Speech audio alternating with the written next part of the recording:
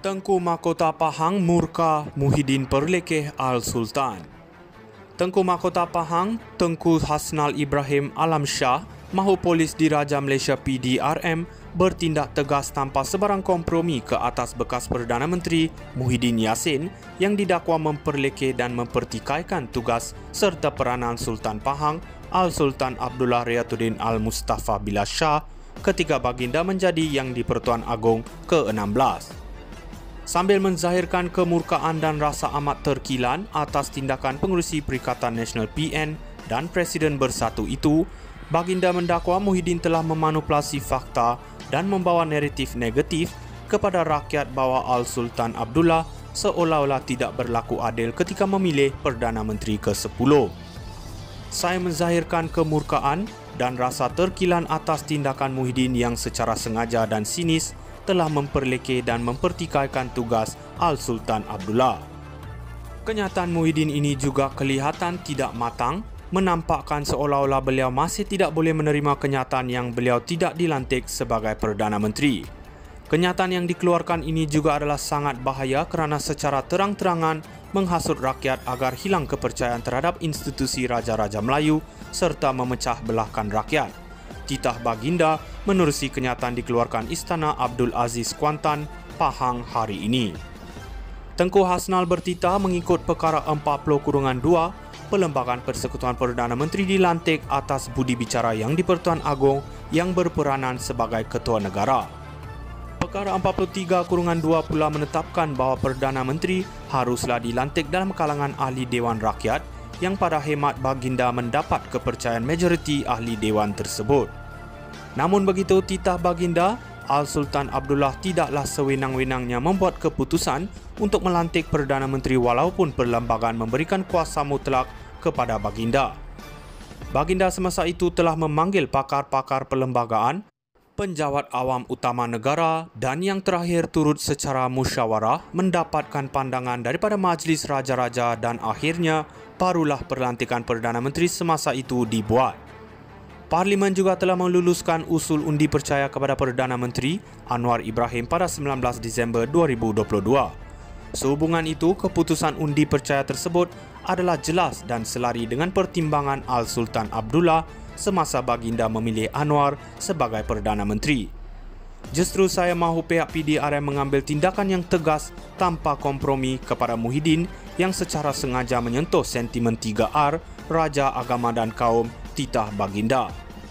Tengku Hasnal juga menasihatkan kepada semua ahli politik selaku pemimpin rakyat supaya sentiasa berpegang teguh pada prinsip rukun negara dan terus-menerus untuk sentiasa menyatu padukan rakyat. Ini titah baginda agar Malaysia sebagai sebuah negara yang berbilang bangsa dapat menjadi sebuah negara maju, cemerlang ekonomi, alam sekitarnya lestari dan rakyatnya bahagia. Sebelum ini ucapan Muhyiddin ketika ceramah umum pilihan raya kecil Dewan Undangan Negeri di Felda Prasu pada 15 Ogos lalu menjadi tular di media sosial. Bekas Perdana Menteri itu didakwa menyentuh kewibawaan Al-Sultan Abdullah ketika baginda menjadi Yang di-Pertuan Agong ke-16. Tengku Mahkota Pahang murka Muhyiddin Perlekeh Al-Sultan. Tengku Mahkota Pahang, Tengku Hasnal Ibrahim Alam Shah, mahu polis Diraja Malaysia PDRM bertindak tegas tanpa sebarang kompromi ke atas bekas Perdana Menteri Muhyiddin Yassin yang didakwa memperlekeh dan mempertikaikan tugas serta peranan Sultan Pahang Al-Sultan Abdullah Riyatuddin Al-Mustafa Billah Shah ketika baginda menjadi Yang di-Pertuan Agong ke-16. Sambil menzahirkan kemurkaan dan rasa amat terkilan atas tindakan pengerusi Perikatan Nasional PN dan Presiden Bersatu itu, baginda mendakwa Muhyiddin telah memanipulasi fakta dan membawa naratif negatif kepada rakyat bahawa Al-Sultan Abdullah seolah-olah tidak berlaku adil ketika memilih Perdana Menteri ke-10. Saya menzahirkan kemurkaan dan rasa terkilan atas tindakan Muhyiddin yang secara sengaja dan sinis telah memperlekeh dan mempertikaikan tugas Al-Sultan Abdullah.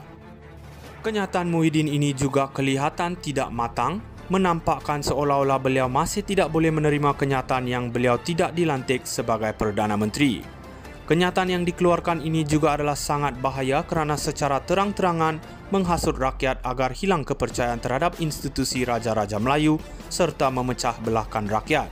Titah baginda menerusi kenyataan dikeluarkan Istana Abdul Aziz Kuantan, Pahang hari ini. Tengku Hasnal bertitah mengikut Perkara 40-2, Perlembagaan Persekutuan Perdana Menteri dilantik atas budi bicara Yang di-Pertuan Agong yang berperanan sebagai Ketua Negara. Perkara 43-2 pula menetapkan bahawa Perdana Menteri haruslah dilantik dalam kalangan ahli Dewan Rakyat yang pada hemat baginda mendapat kepercayaan majoriti ahli Dewan tersebut.